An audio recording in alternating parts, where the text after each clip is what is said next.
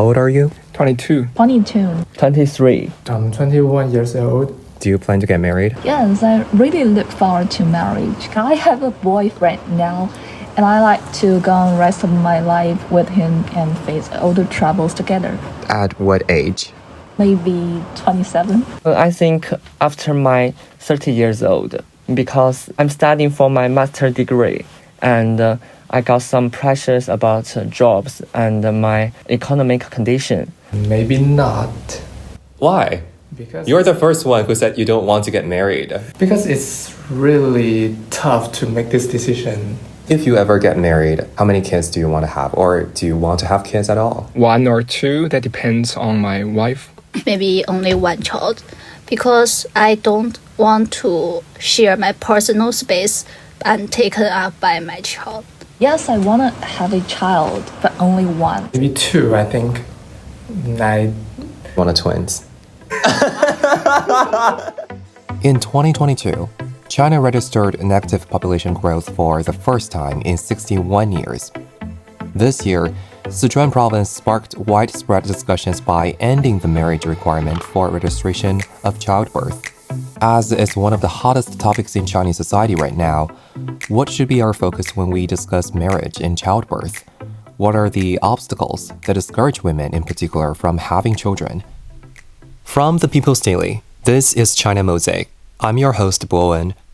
Here on our show today is Hou Yongmei, a documentary filmmaker who goes by the name Jupir on Chinese social media. She focuses on telling the stories of women.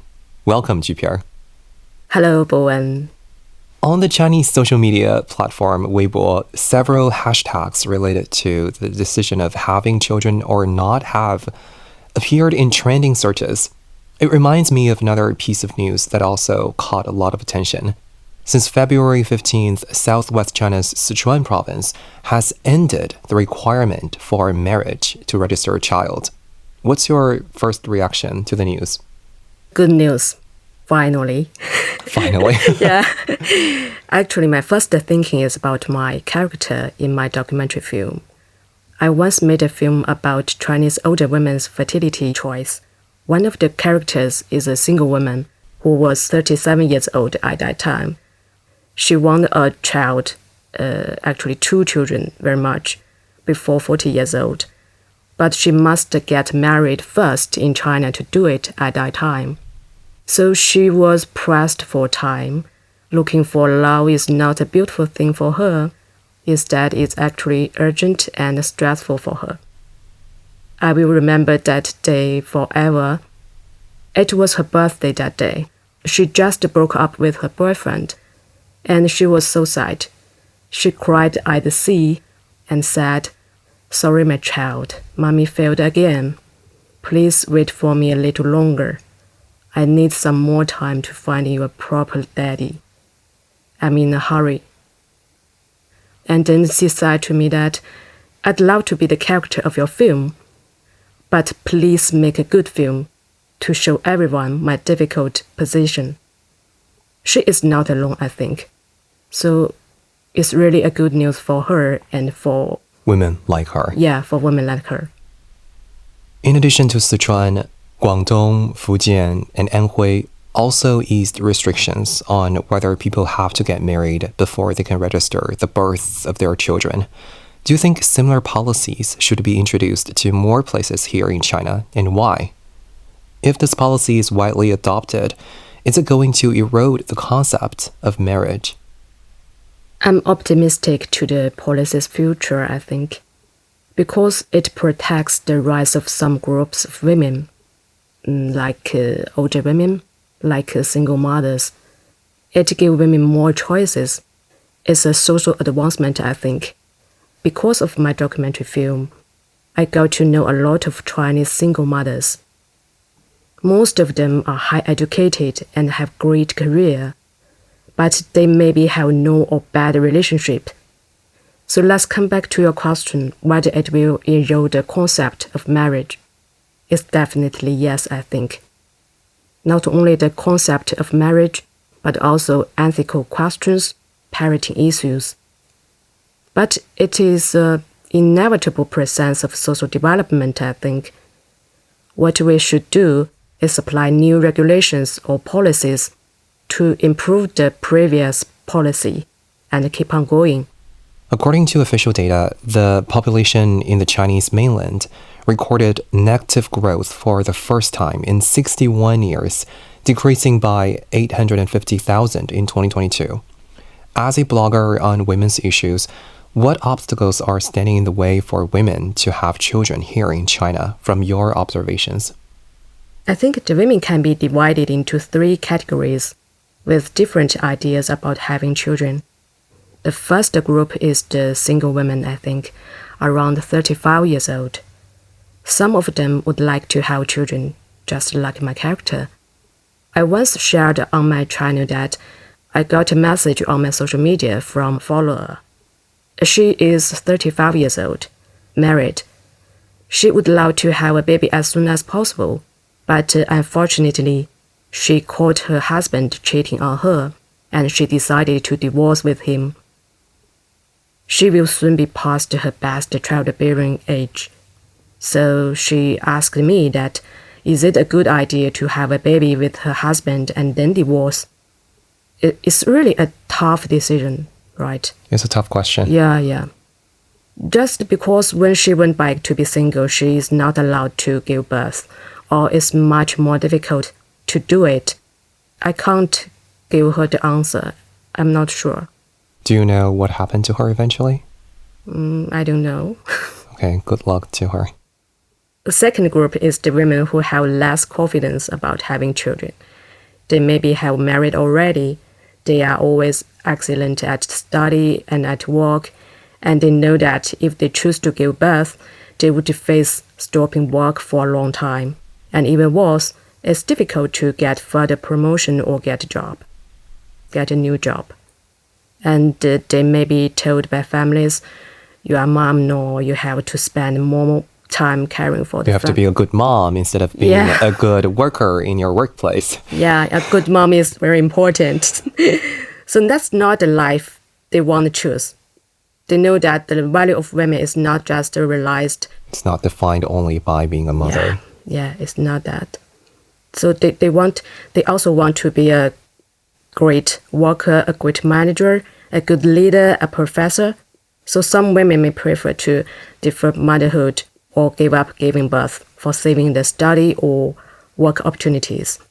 The third group is some young women who are scared about having children, especially someone struggling in the big city, which are quite pricey to live in already. They know that it would cost more to raise children. And together with the worries I just said, more time for caring children, no promotion opportunities, so they're scared about having children. This group is probably the most underprivileged group you just mentioned. Yeah. They don't want raising a child to be a burden, to be another burden on their lives. Okay. Yeah. You are a blogger, and you just talked about stories of followers sharing their lives with you. I wonder, how have discussions on whether to have children on social media, we both know that there are a lot, influenced young people's view on this topic? Actually, I talked with some young girls about this topic on my channel. Many of them don't make getting married or having children as the most important things in their life. They complain about life stress and the parenting stress. They are fine with being alone. They are scared about giving birth, which can make them out of shape, make them struggle earn money for children, make women much more busy with work and caring for children. Some young women even think that getting married and giving birth is the beginning of a sad life for women. Wow. It's terrible. Do you think that's true? Do you think they are exaggerating the issue? A little bit, but be sort of right, I think. It's caused by the unfair treatment of men and women in the workplace, in the family, and in the society. So I think it's important to give women equality in all these areas. Before my discussion with GPR continues, let's hear what a doctor has to say about the declining birth rate. To be honest, I was shocked by the decline of fertility rate over recent years. That's Yan Haijun, an obstetrician who has been working in Fuxing Hospital in Beijing for 9 years. I'm working at Tertiary Comprehensive Hospital in Sichuan district of Beijing. 10 years, or even 6 or 7 years ago, our department would help deliver around 200 newborns each month on average. But in the last 2 years, we only had 30 to 50. The young generation's way of thinking has changed a lot. Although the country has been encouraging people to have children, their desire to have children remains low. For many young people, education, child care costs, and discriminations against the women seeking jobs are all making them have second thoughts about having children. How should we look at fertility risks from a rational perspective? Actually, with the development of medical technologies, fertility risks are much lower than before. A Lancet report in 2021 said the maternal death rate in China has dropped from 1,500 per 100,000 to 16.9 per 100,000 in nearly 70 years. The infant mortality rate has decreased from 200 per 1,000 to 5.4 per 1,000. Apart from the risk of death, new mothers also suffer from a series of postpartum symptoms like stretch marks, sleep disorder, and postpartum depression, which can have negative effects on the well-being of women. Most of the young women around me are rational about postpartum symptoms. Of course, there are a small number of people who are afraid of having children because of the pain or losing shape. What I want to say is, such symptoms will not 100% happen. Most of the symptoms are mild and can be slowly recovered through treatment. The joy that your child brings you will definitely make you feel that everything you went through was worth it. In Chinese, we say 优生优育, improving birth outcome and child development. How can young people avoid issues with fertility? Many in the older generation believe that women should eat more after they become pregnant because they believe that the more you eat, the healthier and stronger the child will be.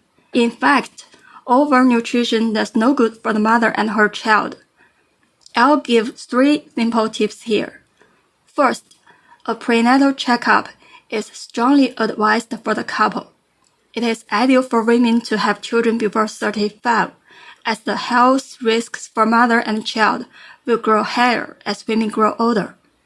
Second, attend prenatal appointments on a regular basis when you get pregnant. What's more, eat healthily and don't diet just because you want to keep your shape. And third and last, it is recommended to attend newborn care classes held by the hospital during pregnancy. It is important to learn scientific child care with your family in advance.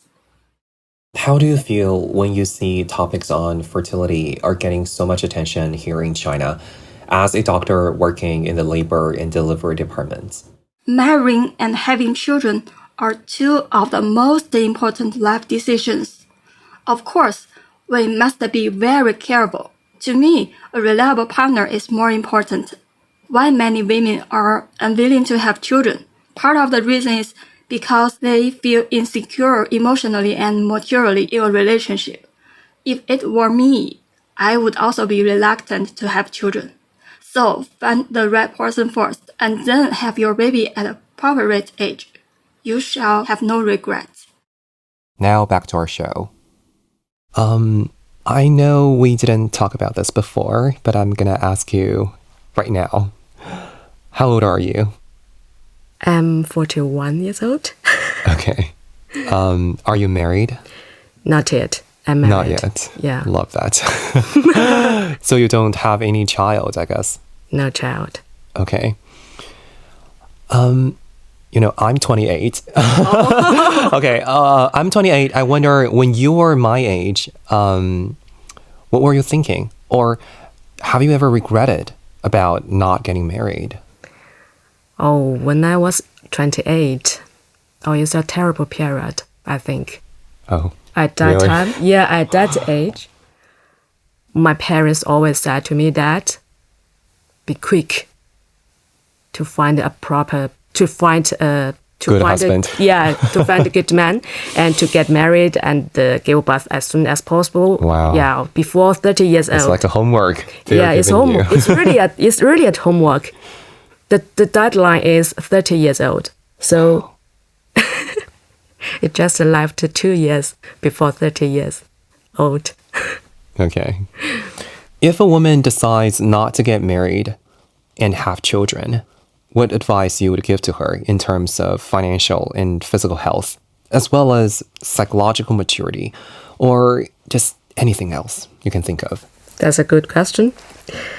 I once filmed a British old man who is nearly 80 years old. He is unmarried and has no child. I asked him a question why he decides not to get married and have children. He said to me, "It's not a decision. It's just happened." I always share his words with my friends, and I think the good place should be that you don't scare about falling in love, marriage, have children. You are open to them, but If it doesn't happen, it just doesn't happen. yeah. You need to let go of things that you don't have. Yeah, so Wow. I think I will make some small changes for your question. Okay. What advice I will give up a single woman or each woman who maybe happened to not get married and have children. Is it okay? Sure. I think the most important preparation for her is learn to be alone, to be independent. That doesn't mean she has no friends. She would have party and have talk with many friends, but also she can read, travel, watch a film, or have dinner alone and be happy with that. And the second, I think, is have physical and mental health.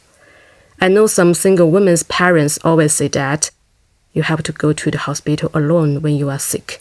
A typical scenario they bring up every time when children say, I don't want to get married. I can be fine with being single for my whole life. So be healthy is important to help parents to worry less, right? Definitely. Yeah. Why I mentioned mental health? Because some single women are still have to face the public pressure due to the traditional idea, such as the most important thing for women is getting married and giving birth, or something like that. So please make your heart strong. Do you think that kind of prejudice or bias or traditional thinking, let's call it that, do you think it's still like very prevalent or very strong among the general public in China? Or are things getting better? I think it's getting better. It's really good news that it's getting better. Another advice, I think.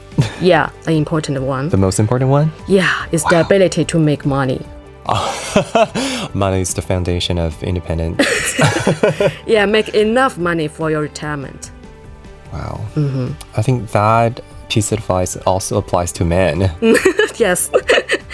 Okay, this is a really interesting and inspiring conversation, and I think I learned a lot from GPR as someone who is 28 and who is still figuring things out himself. Thank you so much for coming to our show, GPR. Thank you, Bowen. Thank you, Bowen, for having me here to talk about this topic. Until next time, this is China Mosaic. I'm Bowen.